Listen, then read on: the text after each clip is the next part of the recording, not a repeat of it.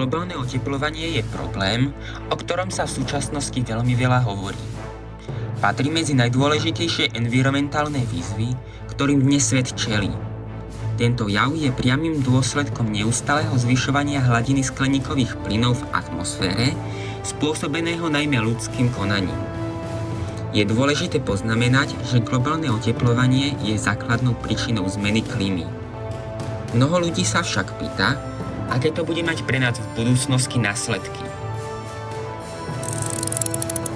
V roku 2050 sa Zem oteplila približne o 2 stupne Celzia oproti predindustriálnej ére.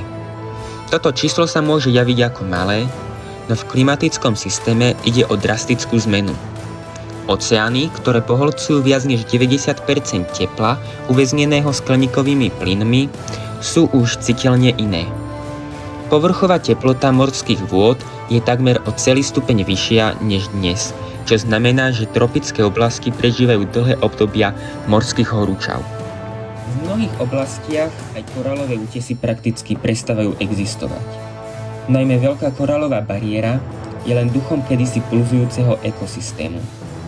Bledé kostry vápencových štruktúr sú len pripomienkou toho, ako veľmi je oceán citlivý na teplotu.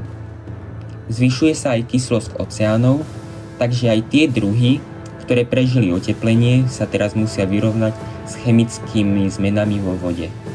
Hladina svetového oceánu je už o 15 až 20 cm vyššia. Na prvý pohľad to nevyzerá veľmi dramaticky, no efekt je viditeľný najmä pri búrkach a prílivových vlnách. Pravidelné záplavy si pomaly berú časti pobreží Floridy, Bangladeža či Vietnamu. Niektoré ostrovy v Pacifiku hlásia, že ich pitná voda začala byť slaná, pretože morské vody prenikajú do podzemných zásob. Prvýkrát sa objavujú správy o mŕtvych morských zónach, ktoré nie sú spôsobené odpadom, ale vysokou teplotou. Teplá voda totiž nedokáže udržať dostatok kyslíka. Niektoré oblasti oceánu sú pre ryby a morské tvory neobyvateľné. Oceány sú ešte teplejšie. Povrchové morské vody sú oproti dnešku teplejšie o 1,5 až 2 stupne Celzia a tropické oblasti už takmer nepoznajú chladnejšiu sezónu. Morské horúčavy, kedysi rarita, sú dnes každoročné a niekedy trvajú aj celé mesiace. Hladina mora stúpla už o 50 až 70 cm. Pre niektoré regióny to znamená pomalé zatápanie. Pre iné katastrofálne búrkové vlny, ktoré prenikajú hlboko do vnútrozemia. Milióny ľudí sa už museli vysťahovať z pobreží. Niektoré veľké mestá ako Jakarta, Bangkok či Lagos bojujú o prežitie. Stavajú sa obrovské hradze, no tie sú drahé a často nedokážu držať krok s rýchlosťou zmeny. Oceán stratil ďalšiu časť biodiverzity. Ryby migrujú smerom na sever, lebo by sa doslova uvarili. Chladnejšie vody pri Severnom Atlantiku alebo pri Norsku sú zrazu preplnené druhmi, ktoré tam nikdy nežili. Naopak niektoré rovníkové oblasti pripomínajú oceánske púšte, kde pri vysokú teplotu nie je možné žiť. Rybolov ako odvetvie sa drasticky mení. Napríklad tradičné miesta lovu sú prázdne a priemyselné flotily sa musia vydávať čoraz severnejšie. Strácajú sa aj populácie veľkých živočichov, ako sú delfíny, veľryby či žraloky. V tomto období sa začína hovoriť o jave nazývanom superprílivy, ktoré sú kombináciou zvýšenej hladiny mora a silných búrok, ktoré dokážu vytlačiť morskú vodu až niekoľko kilometrov do pevniny. Niektoré mestá to zažívajú nie raz za storočie, ale niekoľkokrát do roka. V roku 2125 sú oceány miestom, ktoré by dnešný človek sotva spoznal.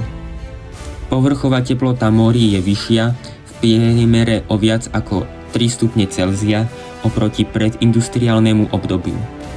Teplo preniklo hlboko, stovky až tisícky metrov pod hladinou.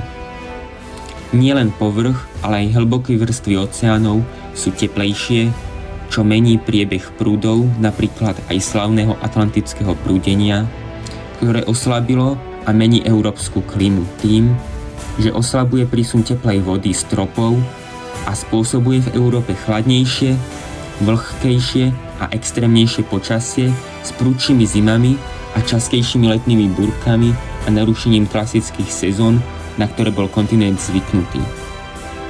Hladina mora je o 1,5 až 2 metre vyššia než na začiatku 21. storočia. To mení mapu sveta. Niektoré ostrovné štáty už fyzicky neexistujú.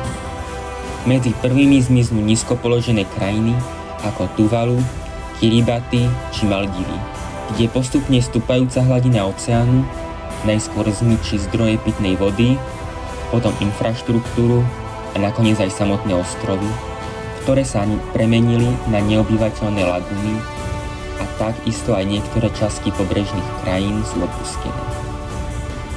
Niektoré veľké metropóly sa presunuli na vyššie položené územia a iné sa zmenili na chránené zóny obklopené gigantickými hradzami, ktoré pripomínajú sci-fi mesta. Oceány strácajú svoju rozmanitosť. Korálové útesy sú takmer minulosťou, pretože tropické vody sú miestami natoľko horúce a kyslé, že tu môžu žiť len medúzy, baktérie a niekoľko odolných druhov rýb. V polárnych oblastiach sa zase tento rozsah ľadu zmenšuje na minimum, čo zrýchľuje oteplovanie Zeme ešte viac, pretože keď zmizne biely povrch, ktorý kedysi odrážal slnečné žiarenie späť do vesmíru, oceán pod ním ho namiesto toho pohlcuje, čím sa ešte rýchlejšie zahrieva. Ľudia vo veľkom presúvajú svoje obydlia. Masová migrácia z pobreží smerom do vnútrozemia je jednou z najväčších spoločenských zmien v dejinách civilizácie. Niektoré kultúry a mestá, ktoré existovali tisíce rokov, sú teraz pod hladinou mora a menia sa na akési moderné Atlantidy. Starobilé prístavné štvrte, chrámy či dokonca celé ostrovy zmizli a ostali po nich len satelitné snímky a spomienky. Tento obraz sveta v roku 2125 je síce dramatický, ale nie je nevyhnutný. Každý stupeň oteplenia, ktorý dokážeme zastaviť alebo znížiť, môže predĺžiť život oceánov, zachovať korálové útesy a dať ľuďom čas prispôsobiť sa bez veľkých migrácií. Investície do obnoviteľnej energie, znižovanie emisí, ochrana lesov a udržateľné hospodárenie s pôdou a vodou nie sú len ekologickým ideálom, ale reálnym spôsobom, ako predísť k scenárom, v ktorých mesta zmiznú, pobrežia sa menia na lagúny a milióny ľudí musia opustiť svoje domovy.